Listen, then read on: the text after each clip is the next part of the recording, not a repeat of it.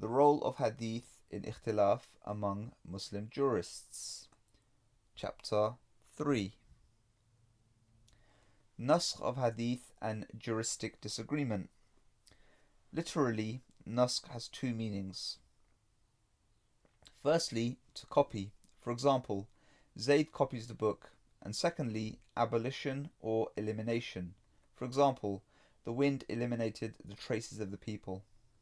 Technically, the term Naskh means a divine commandment, discontinuing the validity of a previously established legal principle. This is the definition given by Al-Tirmidhi, to which there are two objections.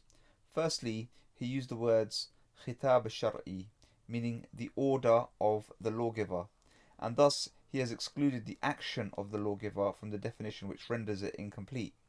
Secondly, Tirmidhi defines Naskh as commandment, khitab, of the lawgiver, whereas the fact is that the commandment of the lawgiver is the proof of the Naskh and not the Naskh itself.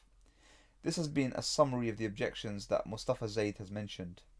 He preferred the definition Ibn al-Hajib, who says that Naskh is raf al-hukm al-shar'i bid-dalil shar'i muta'akhir, meaning the abrogation of a legal ordinance by a later legal proof. And this definition is better for the following reasons. 1. It is a clear definition. 2. Ibn al-Hajib has clarified the point that Naskh is the sole authority of the lawgiver. 3. It excludes any possibility of confusion with other legal ordinances such as takhsis and taqyid. It is extensive. Number 4. It is extensive, for it includes all kinds of naskhs when he chooses the term dalil instead of khitab, in order to include it in the actions of the lawgiver also. Considering the definition of naskh, we notice that it takes place only with regard to these shar'i rules that have already been ordained by the lawgiver.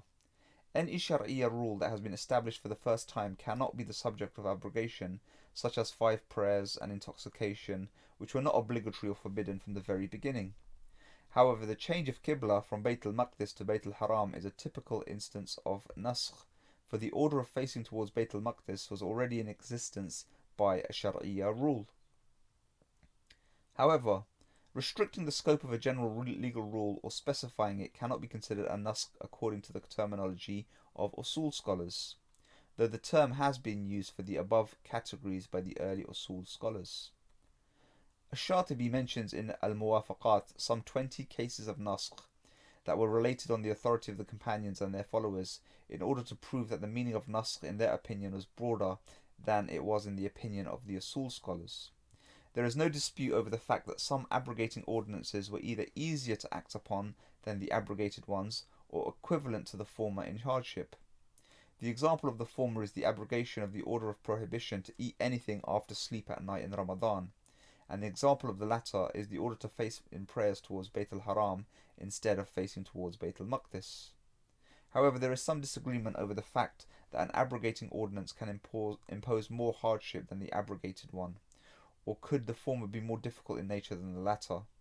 The majority of the jurists hold that this is very much possible, but some of the Shafi'is and the Zahiris disagree with the majority and agree on the basis of the following verses of the Quran, that an abrogating order could not be harder in nature than the abrogating one.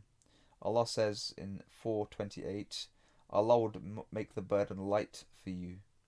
And also in 2:185, Allah desires for you ease, and He desires not hardship for you. In reply to the above contention, the majority argue that the above two verses are general in nature and do not relate to the subject of naskh. They advance an example that establishes that a more difficult injunction could replace an easier one, such as the order of fasting on the day of Ashura being replaced by a similar order for keeping fast for the whole month of Ramadan.